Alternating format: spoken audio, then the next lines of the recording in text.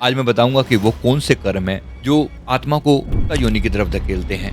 बिना वजह डांट सुननी पड़ती है, बिना वजह दुत्कारा जाता है, लगता है बहुत बुरा है। जो लोग बिट्रेयल करते हैं, विश्वासघात करते हैं, निष्ठा तोड़ते हैं, चीटिंग करते हैं, धोखा देते हैं, का वफादारी का प्रतीक माना जाता है। कुत्ते का जन्म एक पाप नहीं है। शास्त्रों में कहा गया है कुत्ते में अद्भुत गुण होते हैं, वफादारी, मालिक के प्रति समर्पण और प्योर हार्टेड डिवोशन।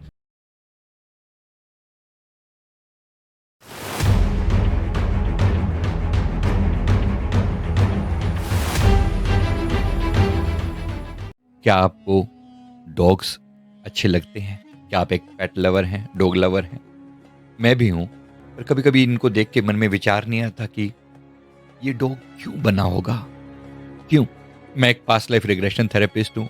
जब लोगों की वो समस्याएं देखता हूँ, लोगों के पास्ट लाइफ देखता हूँ, तो बहुत कुछ समझ में आता है।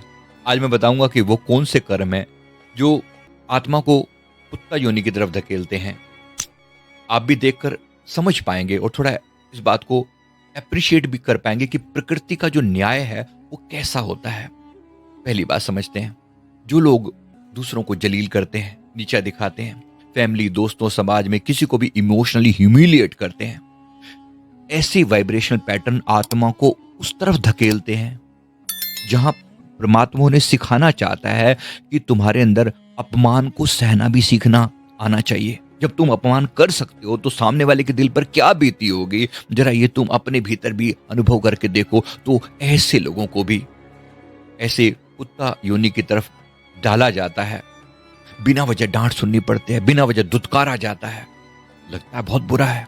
सोच के देखो, क्या ये सच नहीं होगा? नंबर 2, विश्वासघात। जो लोग बिट्रेयल करते हैं, विश्वासघात करते हैं, निष्ठा तोड़ते हैं, चीटिंग करते हैं, धोखा देते हैं, प्रकृति का चक्र घूमता है। प्रकृति उन्हें सिखाना चाहती है वफादारी क्या चीज होती है, किस प्रकार से आपको विश्वास बना के रखना होता है। तो जो ये भी एक लर्निंग है इनके लिए।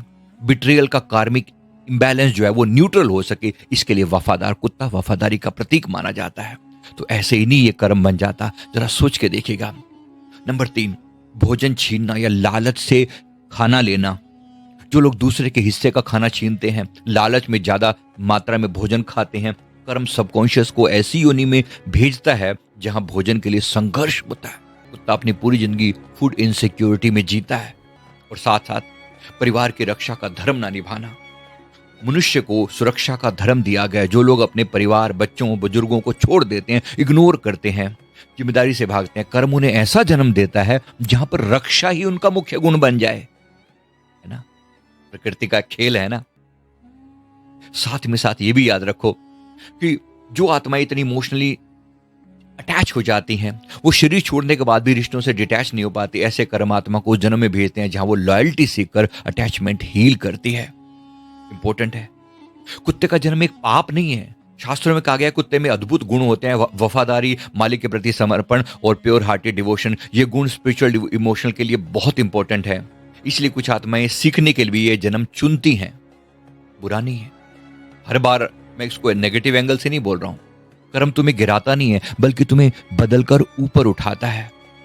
तो कर्म कैसे बदला जाए, इसलिए ध्यान रखेंगे। अगर आप भी इन अवगुणों से परेशान हैं, आपके अंदर भी ये जो गुण मैंने बताए हैं, ये जो परेशानियां बताई हैं, वफादारी न करना, दूसरों के ऊपर अननेसेसरी चिल्लाना या अपने परिवार की टेक केयर ना करना, तो यकीन मानिए हम भी तैयारी कर रहे हैं।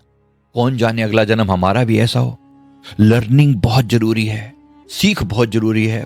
कर्म का सिद्धांत कभी किसी को केवल सजा नहीं दे रहा है, बहुत सी बातें केवल सिखा रहा है। सीखना बहुत जरूरी है, लर्निंग बहुत जरूरी है। आपको कैसा लगता है? ये बात सुनकर आपको समझ में आया कुछ? मैं एक बार अच्छे से कह दूं, क्या किया जाए, कर्म की गति को कैसे बदला जाए। अगर कोई व्यक्ति आत्मा को गाली दे, चीट करे, अपमान करे, भोजन बर्बाद करे या ट्रस्ट तोड़े, तो उसका जन्म किस दिशा में जाएगा आप सोच सकते हैं? ये बिल्कुल उसके आज के चॉइसेस पर डिपेंड करता है। माता पिता की सेवा, घर के जानवरों की सेवा, भोजन का सम्मान, निष्ठा और सत्यता और अहंकार को दमन करना, गुरु भक्ति सबसे बड़ा पावरफुल कर्मा न्यूट्रलाइजर है। ये अगर आप ऐसा करते हैं तो आप अगर पुराने कर्म किए भी होंगे उल्टे सीधे, तो भी ये कर्मा बैलेंस करने की चाबी मैंने बताई है। मेरे गुरुदेव फरमाते हैं, जहां समर्पण है वहां कर्म का विष भी अमृत बन जाता है। जहां समर्पण है वहां कर्म का विष भी अमृत बन जाता है। इसलिए समर्पण भाव में अपने इष्ट गुरु भगवान के प्रति समर्पण। तो कुत्ते का जन्म अक्सर उन कर्मों से जुड़ा है जहां आत्मा को वफादारी, सहनशीलता और सेवा का पाठ पूरा करना होता है। और जब ये पाठ पूरा हो जाता है तो अगला जन्म तेजी से ऊंचा उठता है। ये कॉस्मिक जर्नी है। हर जन्म एक लेसन है, हर कर्म एक कोड है। तुम अपने कोड को कभी भी रीराइट कर सकते हो। इसलिए कर्मों को जरा ध्यान से संजोना, न जाने किस रूप में ये कर्म आपके सामने आए। और किसी कुत्ते को देखकर अभी मन में थोड़ी और दया का भाव लेकर आना, और ये जानना कि कहीं हम तो ऐसे कर्म नहीं कर रहे जहां पर हमें भी अगला जन्म ऐसा ही भुगतना पड़े।